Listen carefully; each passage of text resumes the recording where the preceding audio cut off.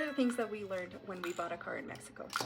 In the church that we go to, Daniel asked around if anybody knew anything about buying a car, and thank goodness, because there was a member in the ward that said that he would be able to help Daniel, and that he was going to go and take him to the Tianguis, which is like this huge outlet of cars. Like, none of the cars that he saw were like within our budget, which is like really low because we're students.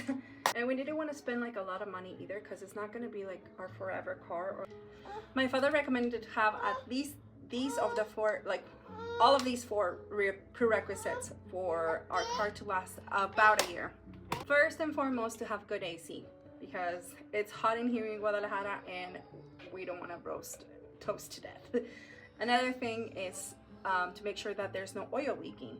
Third thing is to drive well. And lastly, to have good brakes. Tell you what, he went from 8 a.m. till like 2 p.m. That's how long he was there looking for cars.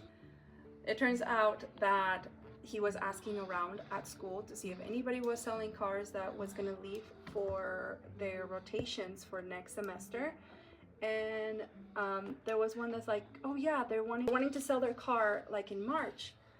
So he went to go see the car, and it was just everything that we were looking for.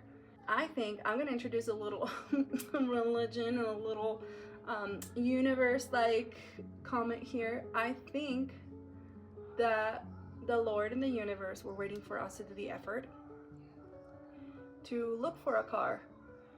We just needed to do the work, and the Lord was going to provide. So we were not just sitting in our butts. Anyways, we felt pretty lucky to have found a car that was just right for us.